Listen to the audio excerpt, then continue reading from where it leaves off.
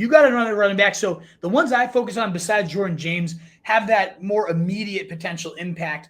You are a better dynasty player than me. I'll admit it already. You take a better long-term view, and you wanted to highlight Damien Martinez out of the backfields. So I'll preface it by just saying, I see Ken Walker, I see Charbonnet. So I see two hurdles this guy has to overcome to get relevant. But again, that long-term outlook is probably what we need. So what do you love about Damien Martinez here? He's super young, so long-term wise, he'll be fine. I think Seahawks are looking to get out on Kenneth Walker. If it's not this year, it's next year. Charbonnet, we know, can probably be a lead back, but even then, his time will come, or eventually he'll take over that Charb role. Damien Martinez would, and we know that's also a valuable role. That's an elite handcuff role. You can get this guy for free, so that's the thing. It's like why not? This is a guy I had very high pre-draft, and he's being deflated because of landing spot, which has happened to a lot of guys. And a lot of guys are being inflated because of their landing spot. So I'm looking to take shots at value on guys that lost a ton of value after the draft. It's like if the Chiefs took this guy in round 5, 6, 7, he'd be being taken in like round Cowboys 2. Lead running back, like round 2 and 3, right? So like he is a good running back. Like this guy probably could lead the Cowboys, but he's just not. So the reason I like Damien Martinez, though, I think I had him around RB 10-ish pre-draft. So he committed to Oregon State University. He was just an 18-year-old freshman. He posted 970 rushing yards with 7 touchdowns and a single fumble on 158 carries. He racked up 6 consecutive games of 100 rushing yards, and he earned himself Pac-12 Offensive Player of the Year and first-team All-Pac as a freshman.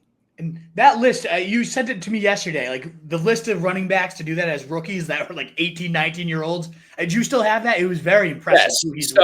So Martinez, this is from my friend Debbie Youssef on Twitter.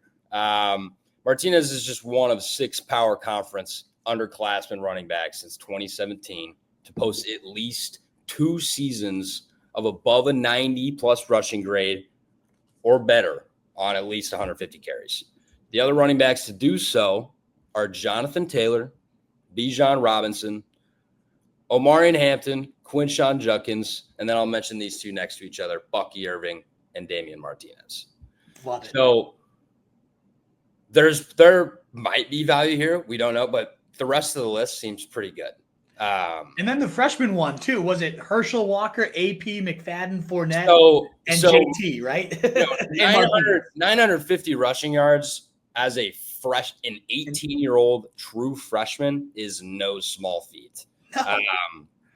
Quinshon Judkins we saw had 1,400 in his freshman season, which is also very good. And that's why Judkins is, being taken so high. Yeah. We're talking about a 7th round running back here. So it's a little bit different.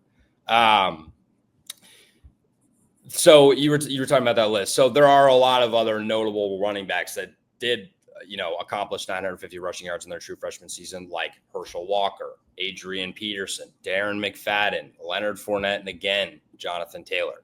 So maybe I am leaning towards more the latter, that this running back class, like all these teams just waited and to grab that value at the end, because that's what I think, because there's no way this guy deserves to be taken in round 7.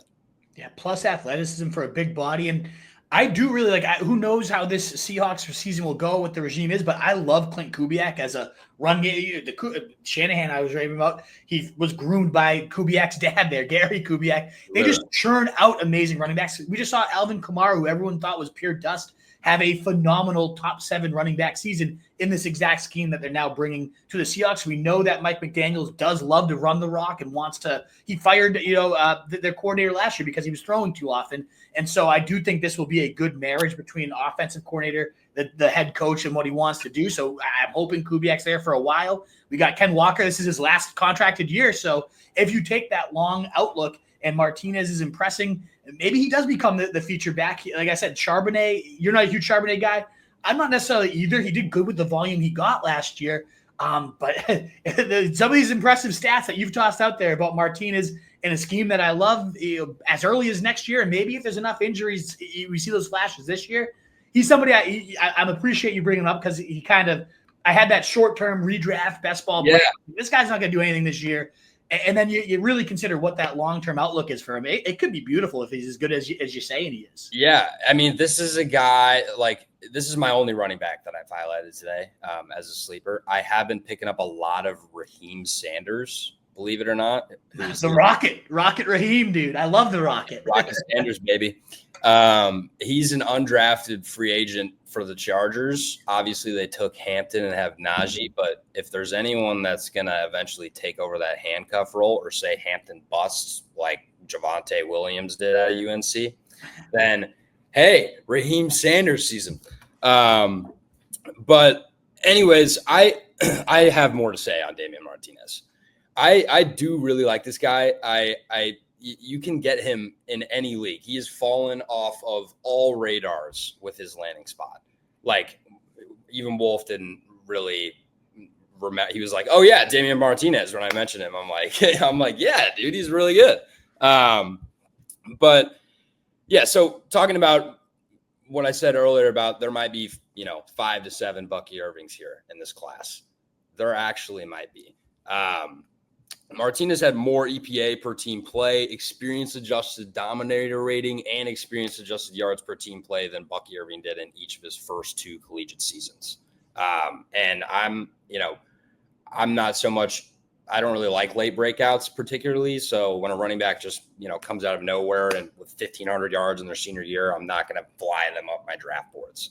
I like to see production early. That's why Judkins and Henderson were taken so early, because they both had early production in their collegiate careers. So with Damien Martinez, I do see a lot of upside there.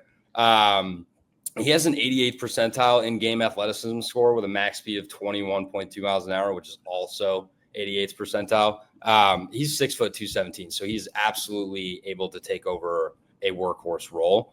I'm not the biggest fan of Charbonnet.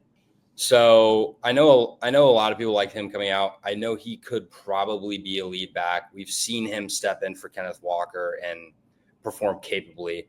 But like I said, if Kenneth Walker leaves, Damien Martinez is Charbonnet. So I'll take that for free any day. Absolutely. And with Damien Martinez, he's, like I said, he's free. Like, that's all you need. Yeah. I actually added him on a Dynasty league that he was just sitting on the waivers after we talked about him the other day. So I'm totally with you. What is up, you fantasy wolf? Thanks so much for tuning in. If you haven't already, share your thoughts in the comments, check out some more videos, and join the newest Wolfpack by subscribing below.